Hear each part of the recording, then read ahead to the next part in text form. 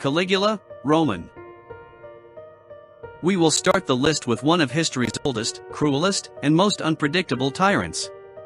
Caligula ruled from 37 AD to 41 AD, and in these 4 short years, he restored treason trials, causing the death of many.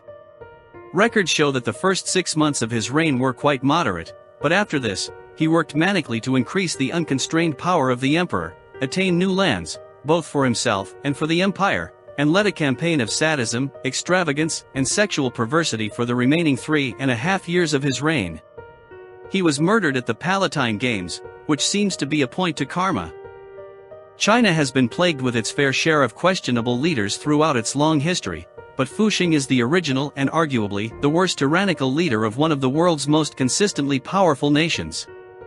The One-Eyed Tyrant, as he was lovingly called, he was an emperor who ruled the former Qin kingdom. His nickname came from the fact that he had one eye, and was so self-conscious about this that he would have people killed if they used the words devoid of, without, lacking, or any other utterance that would remind him of his shortcomings. He led a violent and cruel regime, and some of his sadistic tendencies included boiling live animals, and skinning both live animals and humans. He was deposed while drunk and sentenced to death by being dragged by a horse. A humiliatingly illustrious short reign of terror. Ivan IV, Russia. Ivan IV, or, as you may better know him, Ivan the Terrible, was the Grand Prince of Moscow and later the Tsar of the Russians during the mid-16th century. His many conquests may have helped Russia to become a state spanning almost 1 billion acres, but this rule was not without its horrors.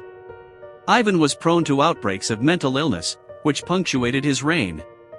He was known to arbitrarily kill those whom he considered a threat, culminating most famously in the massacre of Novgorod, which saw some 3,000 brutally injured or killed. His paranoia made him deeply distrustful of all those around him, and as a result he had a tense relationship with the Russian nobility. Terrible as he may have been, but it is his erratic behavior that was the most terrifying.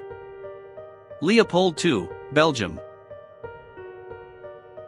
With Leopold II being responsible for somewhere between 2 and 15 million deaths, he goes down as one of history's greatest killers.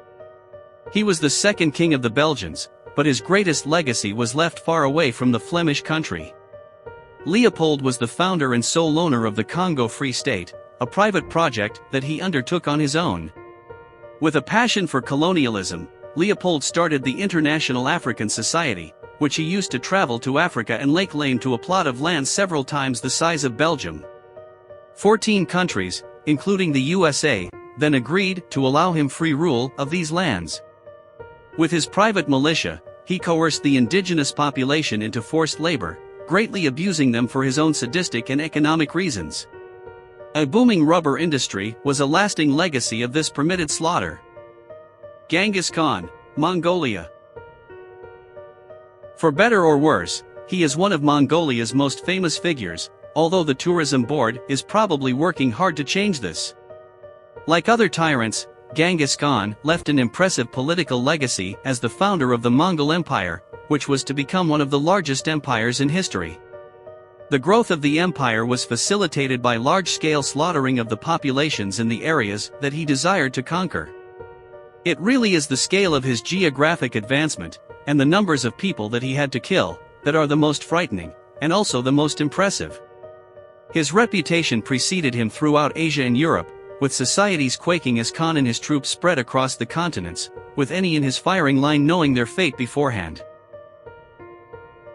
Vlad III, Romania. We shall round off the list with another tyrant with a great nickname, this time as Vlad the Impaler, who was the inspiration for one of fiction's most famous villains.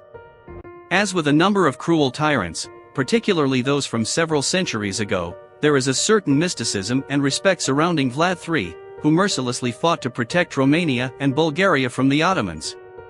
As you may have guessed from his posthumous nickname, Vlad was known for his practice of eliminating his enemies through impalement, one of the most violent and painful deaths that could face a person. His sadistic reputation spread to the far reaches of Europe, and his legend lives on. It is quite the feat to be regarded as a hero while simultaneously having well-known stories of cutting the breasts off women, as well as roasting children, and feeding the remains to family members. You have to slightly admire the creativity and power of the man.